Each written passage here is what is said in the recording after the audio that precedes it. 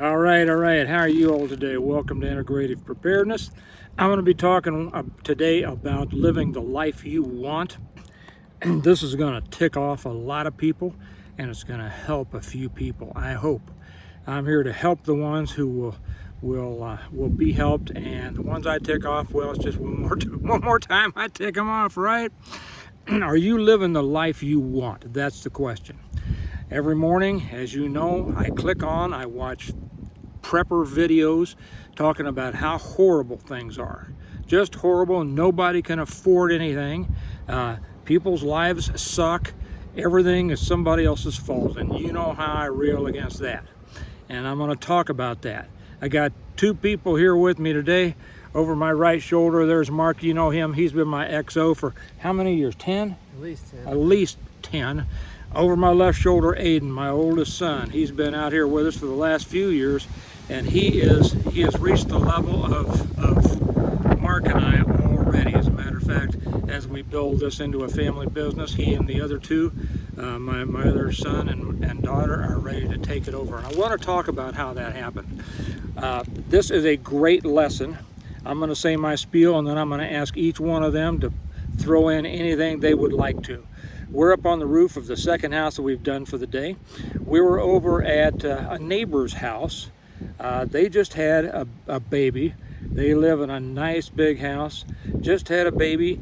You know how the people say, nobody can afford to have any kids. Well, they're having a baby. They're raising a family. It's their second one. And the guy from across the street from there came over, a friend of ours, and started talking.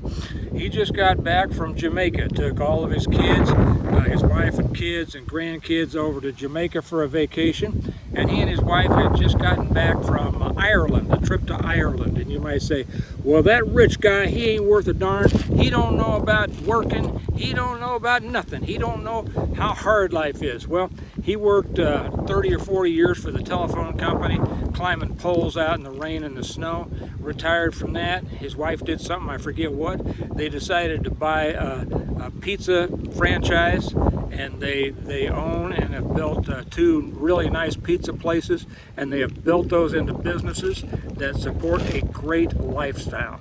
We're out here at another one of our customers. They just put a big pool in the backyard, and you know what? Somehow they are able to afford this. You know why? It's called working your ass off.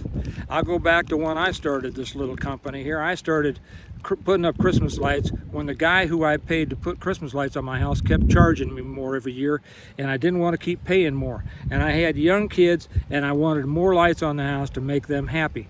So I had to decide, you're welcome. I had to decide, and I was scared to death of heights, and I hated cold, and I decided to do it on my house anyway. And being scared to death, I got them done. And then a couple of neighbors said, hey, would you do lights on my house? The next year, I really wasn't into it, but I ended up doing 27 houses. And from there, and then Mark came to work with me, and we've been building this. And at the time when I started, I was working hospital security. Kelly was working in the hospital as well. We were doing the best we could to raise our kids. We didn't farm them out to daycare or anything like that. We arranged our schedules so that we only overlapped 1 hour a week. Sheila worked in PBX and admissions. I worked in security, and we only overlapped our schedules 1 hour a week. So our kids we would not send our kids to daycare or anything like that. And as we then coach, while I was there, I said, I want more than this.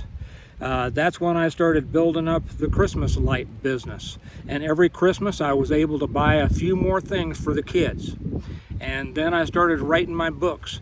And by the time they let me go for not taking the poke, I had already written my third book, and I was making money out of that. This business has built into a business that is going to be a family business. He can run a crew. Now he's 19. He can run a crew himself.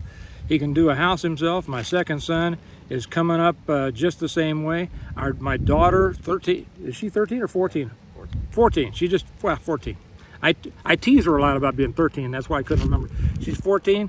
She's done several houses by herself, ranch houses. But she asked me the other day, Dad, could I do a big house by myself?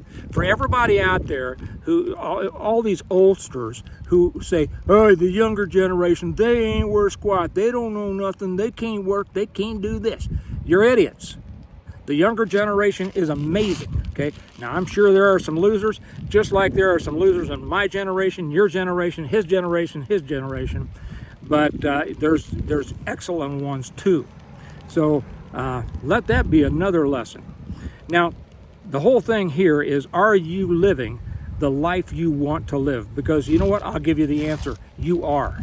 You are living. This is gonna sound like a hard pill to swallow.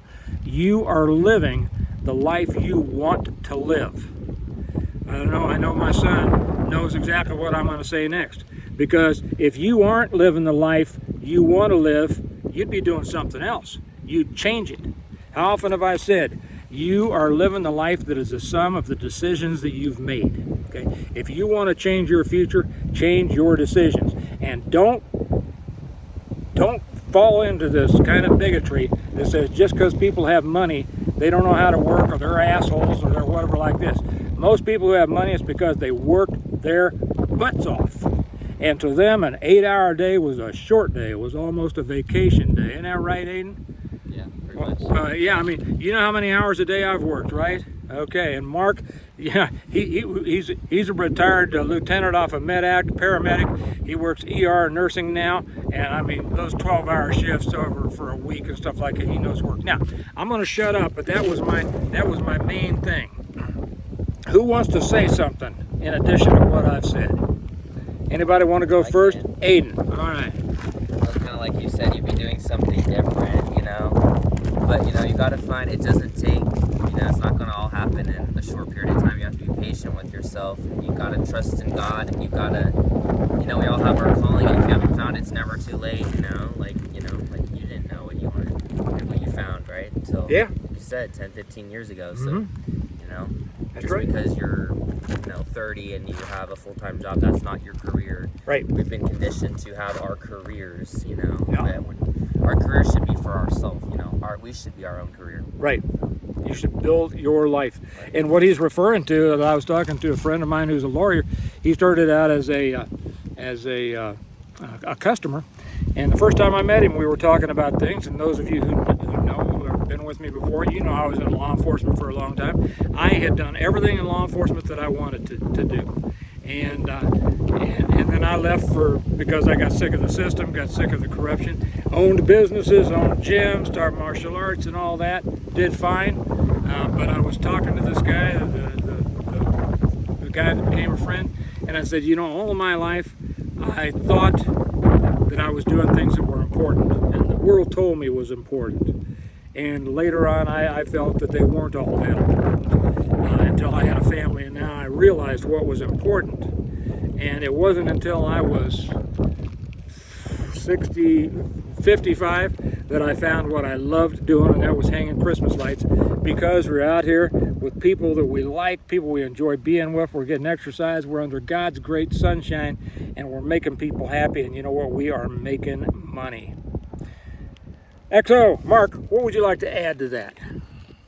You know what? I think you guys covered it all. I think people just, I would just say, keep in mind that everybody has potential and it's untapped. If you haven't tried something new, then try something new. If you're not happy with where you're at, don't get hung up on how old you are. You know, just make a change and grind every day, and you'll find out your competency along that line, and might find out you're better suited for something else.